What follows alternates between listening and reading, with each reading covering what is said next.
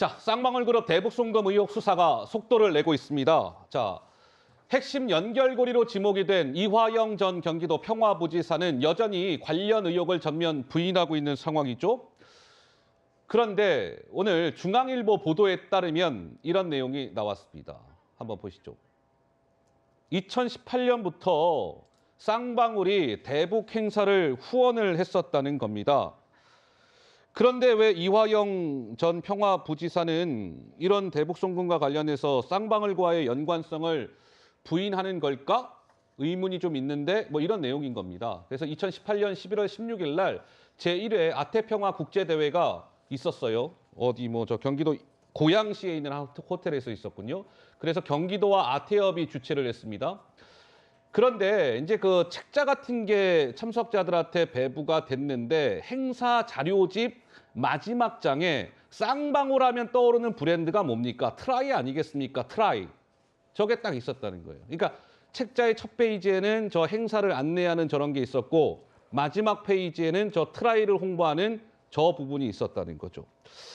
그런데 장유미 변호사님, 네. 이화영 전 부지사는 몰랐다는 게 좀 이게 납득이 되는 걸까요? 좀 어떻습니까? 일단 어느 실무선까지 검토가 된 건지, 그러면 그 당시에 부지사에게까지 보고가 됐는지는 검찰 수사를 통해서 밝혀져야 될 부분이 있는 것 같고요. 예. 저는 기시감이 드는 한 사건이 있었는데 어떤 거죠? 김건희 여사 코바나 콘텐츠가 기획한 여러 전시회에 대기업들이 대단히 협찬을 많이 했었습니다. 그 당시에 윤석열 검사가 영전했기 때문에 대기업들이 이렇게 뒷배를 봐주기를 원하면서 한 거 아니냐, 검찰이 수사했었죠.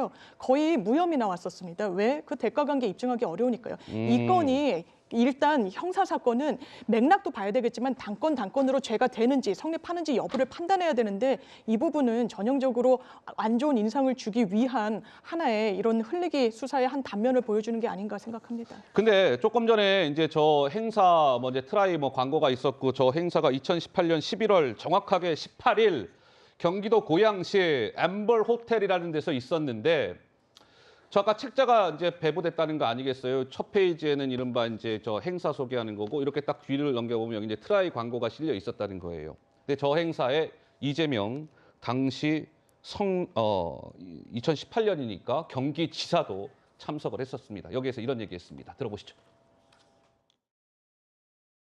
우리 이재명 경기도지사이십니다. 어서 오십시오. 원기 오시느라 고생하셨습니다. 북측 대표단 여러분, 역사적인 발걸음을 온 마음으로 환영합니다. 박수 한번 주시면 좋겠습니다. 남과 북, 나아가 아시아 태평양이 함께 손을 맞잡고 열어가는 평화와 번영을 우리 경기도가 든든히 뒷받침하겠다고 약속드립니다. 여러 차례 북측에서 초청 의사를 밝혔습니다. 이재명 도지사가 육로로 평양을 방문하고 싶다고 그랬더니 이종혁 원장께서 다른 경로로 좀 더 일찍 오는 게 좋지 않겠느냐 이런. 자, 이제 이런 뭔가 의혹이 있고요. 근데 여기서 또 하나 더 들어가야 되는 부분은 바로 이겁니다. 조금 전에 아까 말씀을 쭉 드렸던 것은 1차 대회였던 거예요. 그 그래픽 좀 주세요. 아태평화 국제대회 이제 1차 대회 때 얘기고, 예, 보시면 이제 2차 대회 때 얘기가 나옵니다. 2019년 7월 25일부터 27일까지 필리핀에서 이제 2차 대회가 개최가 됐어요. 근데 경기도가 저 2차 대회를 한 이후에 저 아태협에 이런 걸 요구해요. 아니 사전에 협의하지 않은 주최, 주관, 후원자의 각종 홍보 및 설치물을 무단 표시한 경위를 소명해라. 아태협 당신들이. 근데 아태협이 실제로 2019년 8월에 소명을 합니다. 그 내용을 한번 보시죠. 자, 이렇게 소명을 합니다. 후원 업체는요 하면서 이제 경기도에 저걸 제출한 거예요. 쌍방울, 뭐 나노스, 뭐 이런 등등의 회사들 있지 않습니까? 이런 회사들이 후원을 했습니다.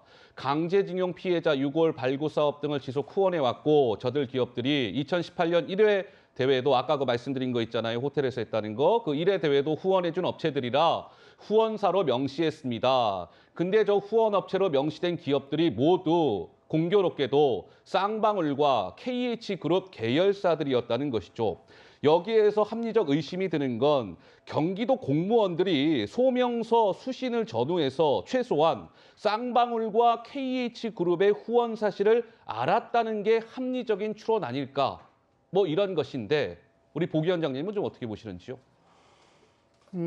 통상적으로 경기도에서 관계가 되는 행사를 하는 데 있어서 민간업체 이름이 함부로 들어온다든지 혹은 민간에서 도의 이름을 함부로 쓴다든지라고 할 때는 그 경위를 따져 묻게 돼 있습니다. 그래서 그 이유에 대해서 공무원들이 정리를 해놔야 나중에 이제 이것이 자체감사든지 혹은 뭐 언론의 문제제기라든지 이런 경우에 그 해명을 할 수가 있기 때문에 저 자료를 준비해 놨던 것 같은데 뭐 저 자세한 경위는 뭐 저는 이런 경우는 뭐 제가 시장을 하면서도 겪어보지 못했던 일이라서 예. 어떻게 이런 일이 벌어졌는지에 대해서 추측이 좀 하기 어렵습니다. 네.